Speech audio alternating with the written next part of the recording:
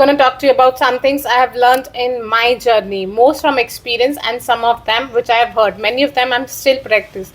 All of them, but I do believe are true. Life is not easy. It is not. Don't try to make it that way. Life is not fair. Never was. It isn't now, and it won't ever be. Do not fall into that trap, the entitlement trap. A feeling like you're a victim. You are not. Get over it and get on with it. So, the question that we gotta ask ourselves, what success is to us? What success is to you? Is it more money? That's fine. I got nothing against money. Maybe it's a healthy family. Maybe it's a happy marriage. Maybe it's to help others, to be famous, to be spiritually sound, to leave the world a little better place than you found it. Continue to ask yourself that question. Now, your answer may change over time, and that's fine. But do yourself this favor. Whatever your answer is, don't choose anything that will jeopardize your soul.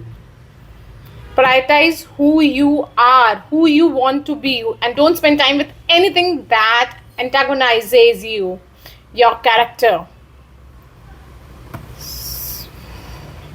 Be brave, take the hill, but first answer that question, what's my hill? So first, we have to define success for ourselves. And then we have to put in the work to maintain it. Take that daily tally. Tend our garden. Keep the things that are important to us in good shape.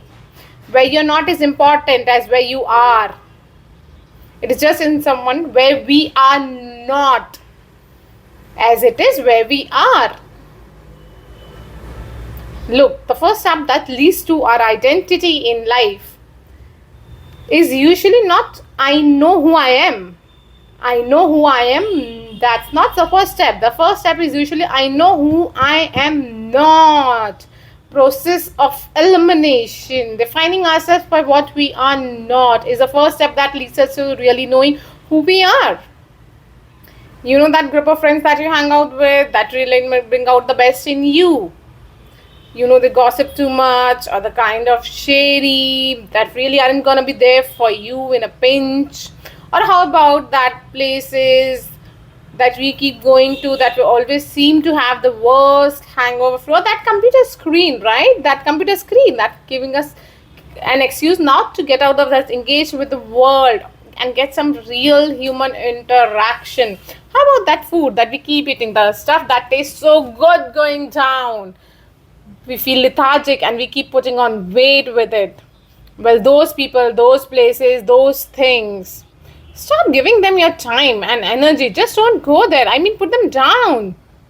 And when you do this, when you do put them down, when you quit going there and you quit giving them your time, you inadvertently and yourself find yourself spending more time and in more places that are healthy for you, that bring you more joy. Why?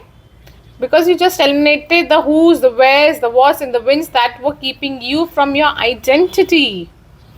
But trust me, too many options will make a chant of us all.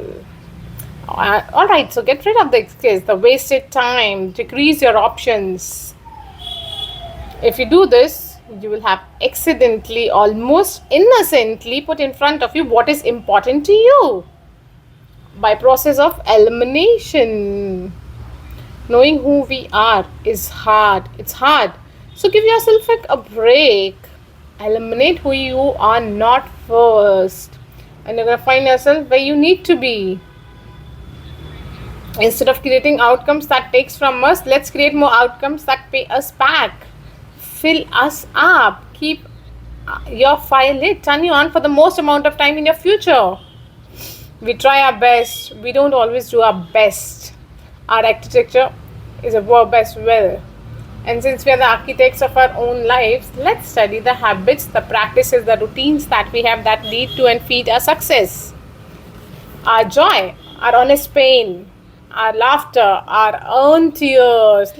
Let's dissect that and give things for those things. And when we do that, guess what happens? We get better at them and we have more to dissect. Be discerning. Choose it because you want it. Do it because you want to.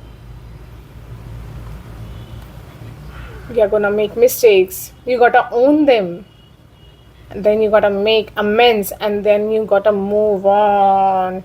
Guilt and regret kills many a man before their time.